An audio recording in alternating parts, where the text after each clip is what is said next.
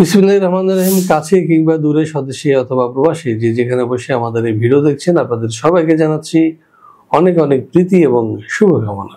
দর্শক, আজকে আমরা যে দেশটি নিয়ে আলোচনা করব সেটি হচ্ছে ইউরোপের নন সেনজেন দেশ সার্বিয়া নিয়ে। হ্যাঁ দর্শক, আপনারা যারা সার্বিয়া যেতে চান তাদের জন্য আজকের এই ভিডিও, সাথেই থাকুন।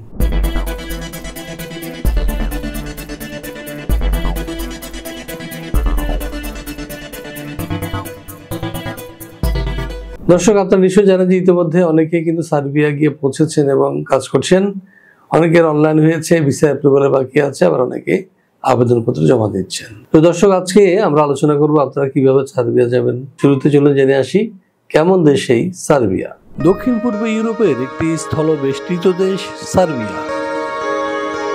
দেশটির উত্তরে হাঙ্গেরি, পূর্বে রোমানিয়া ও বুলগেরিয়া, দক্ষিণে আলবেনিয়া ও ম্যাসিডোনিয়া এবং পশ্চিমে মন্টিনিগ্রো, ক্রোয়েশিয়া, বসনিয়া ও হার্জেগোভিনা অবস্থিত। দেশটির রাজধানী বেলগ্রেড। সার্বিয়ার আয়তন ৮৮,৩৬১ বর্গ কিলোমিটার। ২০১৮ সালের এক হিসেব অনুযায়ী দেশটির জনসংখ্যা ৮৭,৬২,০০০-এরও অধিক। সার্বিয়ার অফিসিয়াল ভাষা সার্বিয়ান। দেশটির ৮০% অধিক মানুষ এই ভাষায় কথা বলে। এছাড়া দেশটির প্রায় 15% ক্ষুদ্র নৃগোষ্ঠী Hungarian, Bosnian, Croatian, Albanian, Romanian, Bulgarian এবং রাশিয়ান ভাষায় কথা বলে। সংবিধান অনুযায়ী সার্বিয়া একটি ধর্মনিরপেক্ষ রাষ্ট্র, যেখানে বসবাসকারীরা তাদের ইচ্ছা অনুযায়ী ধর্ম পালন করতে পারে। তবে দেশটির ৮৪% মানুষ খ্রিস্টান। এছাড়া রোমান ক্যাথলিকদের সংখ্যা মোট জনসংখ্যার ৬% এবং মুসলিম ৩%। অন্যান্য ধর্মের রয়েছে আরও ৭%। দর্শক, আমরা দেখে আসলাম কেমন দেশ এই সার্বিয়া। এবার আমরা যেটি জানবো সেটি হচ্ছে সার্বিয়ায় বর্তমানে কি ধরনের কাজ রয়েছে। চলুন জেনে আসি একটি প্রতিবেদন থেকে। ইউরোপের স্বাধীন রাষ্ট্র সার্বিয়া বলকান রুটের প্রধান ট্রানজিট দেশ হিসেবে পরিচিত।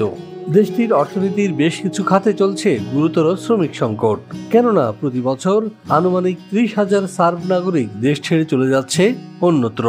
এমন অবস্থায় জরুরি ভিত্তিতে কর্মী নিয়োগ করতে চাইছে সরকার। গণপরিবহন, নির্মাণ ও হোটেল রেস্তোরাঁ সহ বেশ কিছু খাতে হন্যে হয়ে কর্মী খুঁজছে সার্বিয়ার নিয়োগকর্তারা। পর্যাপ্ত কর্মী না থাকায় ঝিমিয়ে পড়েছে পরিচিত এসব খাত। চলতি বছরের ফেব্রুয়ারি থেকে সার্বিয়ায় বিদেশিদের কর্মসংস্থান সংক্রান্ত নতুন আইনের আওতায় ওয়ার্ক পারমিট পাওয়া আগের চেয়েও অনেক সহজ হয়েছে। নতুন এই আইনে রেসিডেন্ট পারমিটের অনুমতি এবং ওয়ার্ক পারমিট পাওয়ার পদ্ধতিকে করা হয়েছে একীভূত। ফলে পুরো প্রক্রিয়া সম্পাদন করতে সময় লাগছে সর্বোচ্চ ২ সপ্তাহ।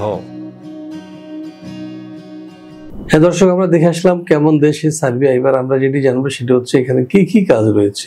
চলুন জেনে আসি একটি প্রতিবেদন থেকে। সার্বিয়ার বিভিন্ন সেক্টরে সাধারণত বেতন ভাতা হিসেবে যা দিয়ে থাকে এর মধ্যে রয়েছে যেমন রিসেপশনিস্ট ৭৫,০০০ থেকে ৯০,০০০ টাকা, ওয়েটার বেতন পাচ্ছে ৮০,০০০ থেকে ১,০০,০০০ টাকা, ডেলিভারি ম্যানের বেতন ৮০,০০০ থেকে ১,২০,০০০।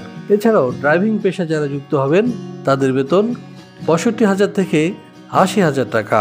এছাড়াও রয়েছে কনস্ট্রাকশন শ্রমিক, যারা বেতন পাচ্ছে ৭০,০০০ থেকে ৯০,০০০ টাকা পর্যন্ত, এবং ইলেকট্রিশিয়ানের বেতন ৬৫,০০০ থেকে ৯০,০০০। এছাড়াও রয়েছে সার্বিয়ার শ্রম আইন অনুযায়ী অন্যান্য সুযোগ সুবিধা। হ্যাঁ দর্শক, আমরা দেখে আসলাম কি কি কাজ রয়েছে সার্বিয়ায়। এখন কথা হচ্ছে যে এ ধরনের কাজ করলে আপনারা কি ধরনের বেতন পেতে পারেন এবং কি কি সুযোগ সুবিধা রয়েছে। চলুন জেনে আসি আরো একটি প্রতিবেদন থেকে। সার্বিয়া যেতে হলে আপনার শিক্ষাগত যোগ্যতা হবে ন্যূনতম এসএসসি, বয়সসীমা ১৮ থেকে ৪৫। যে কোনো কাজে হতে হবে পারদর্শী। শরীরে এইডস, ক্যান্সার, হেপাটাইটিস সি কিংবা করোনা থাকা এবং কোনো ফেক ডকুমেন্টস থাকা চলবে না। ফাইল জমা দিতে আপনার প্রয়োজন হবে ভ্যালিড পাসপোর্ট, ছবি, শিক্ষাগত যোগ্যতার সনদ, কাজের অভিজ্ঞতা সনদ, পুলিশ ক্লিয়ারেন্স এবং বায়োডাটা। দর্শক, এবার আমরা জানবো যে সার্বিয়া যেতে খরচ কত হতে পারে। এ বিষয়ে জানতে নিচে দেওয়া নাম্বারে ফোন দিন অথবা সরাসরি চলে আসুন আমাদের অফিসে। আমাদের অফিসের ঠিকানা বাড়ি number ১২, road number ১২, DIT project, Merulbadda, Dhaka. দর্শক, আপনারা যারা উত্তরবঙ্গ থেকে আসবেন তারা link road, Kuril link road পার হয়ে বাড্ডা পোস্ট অফিস পার হয়ে যে ব্রাক ইউনিভার্সিটি রয়েছে তার উল্টা দিকে আমাদের অফিস। এবং যারা দক্ষিণবঙ্গ থেকে আসবেন তারা রামপুরা টিভি ভবন পার হয়ে, রামপুরা ব্রিজ পার হয়ে একটু সামনে আসলেই ব্রাক ইউনিভার্সিটি বা প্রগতি ভবন, এটা তার উল্টো দিকে কিন্তু আমাদের অফিস। তো দর্শক, আশা করি বুঝতে পেরেছেন। আমাদের চ্যানেলটি সাবস্ক্রাইব করার আমন্ত্রণ জানিয়ে এবং সবাইকে অনেক অনেক প্রীতি এবং শুভকামনা জানিয়ে শেষ করবো আজকের এই ভিডিও। ভালো থাকুন এবং সুস্থ থাকুন, নিরাপদে থাকুন। আল্লাহ হাফেজ।